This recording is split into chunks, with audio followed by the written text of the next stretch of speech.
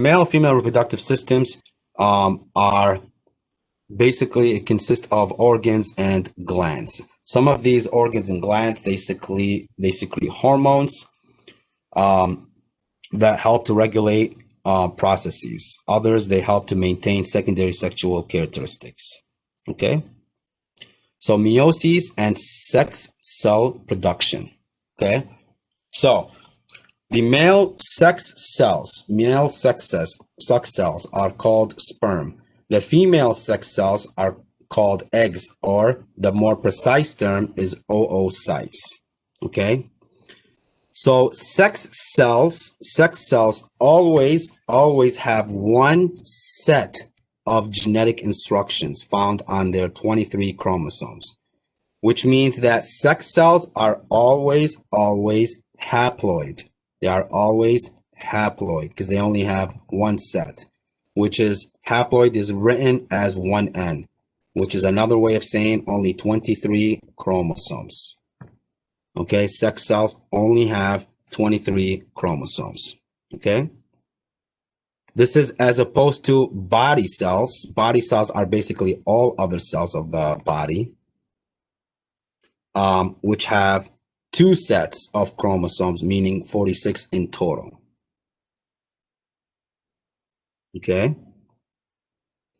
So when the sperm, which has 23, unites with the egg, which has 23, in the process of fertilization, this forms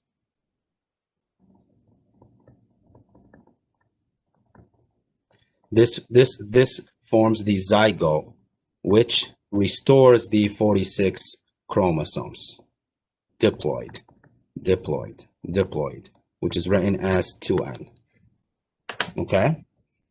So again, body cells are diploid, sex cells are haploid. Okay. Now,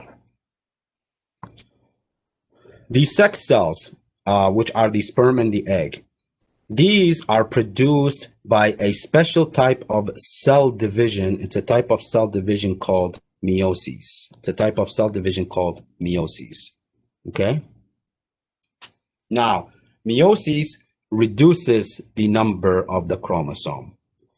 And meiosis involves actually two successive divisions. We call them, the first one is called meiosis 1, followed by meiosis 2. Okay? Now, right before meiosis happens, and by the way, meiosis, where does it happen? It takes place in gonads. So that means in the male, it's going to take place in the testes. In the female, it's going to take place in the ovary. Okay? So right before meiosis happens, each chromosome is going to replicate and will contain two DNA strands. These two DNA strands are called chromatid, and this is what they look like. Just like this. So each one of these is a chromatid. Okay. Chromatids are basically connected in the middle by a centromere. Centromere. So what happens as a result of this replication? It forms a diploid cell because now it contains two sets of chromosomes in 23 pairs.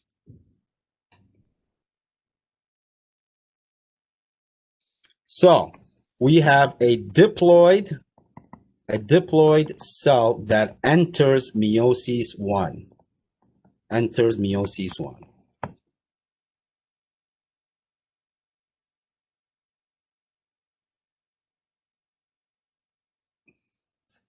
Okay. So overall, what happens in meiosis 1?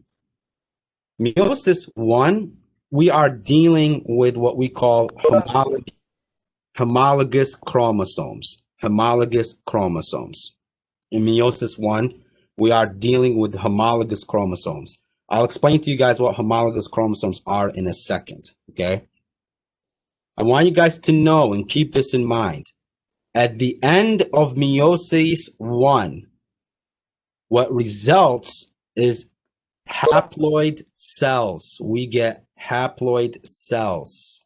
We get haploid cells at the end of meiosis 1, okay?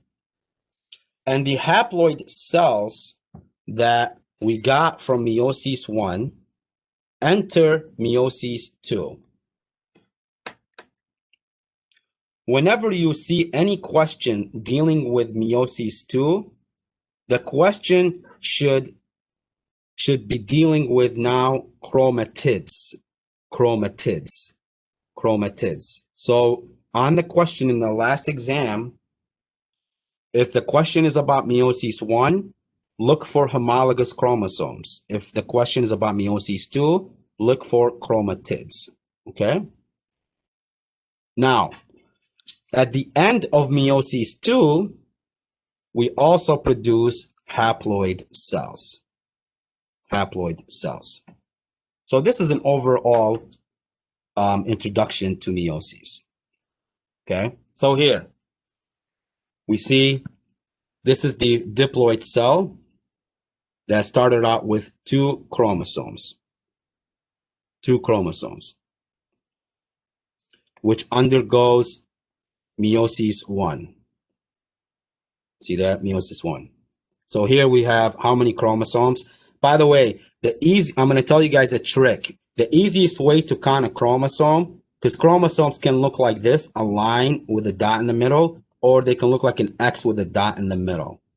Whatever they look like, the way you count chromosomes is you count the centromeres. Count the centromeres. So for example, in this one right here, we count 4 centromeres. There's 1, 2, 3, 4. So there's 4. Okay. So that's like counting the dots, correct? Yes, the dots. The dots are the centromeres, correct. So now this one is going to undergo meiosis 1. What does meiosis 1 give us? Again, it gives us 2 haploid cells. See this? This is a haploid because now it only has 2 chromosomes, which is half of the 4. This one also has 2 cells, which is half of the 4.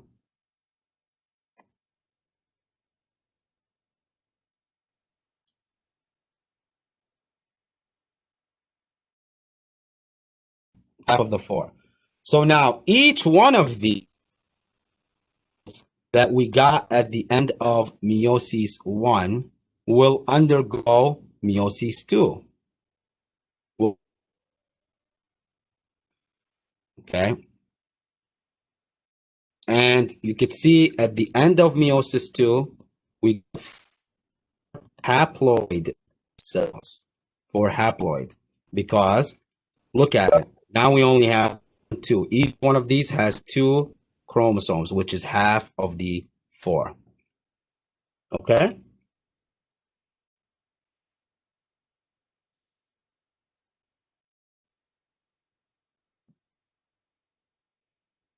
Okay. Does this make sense to everybody? Yes.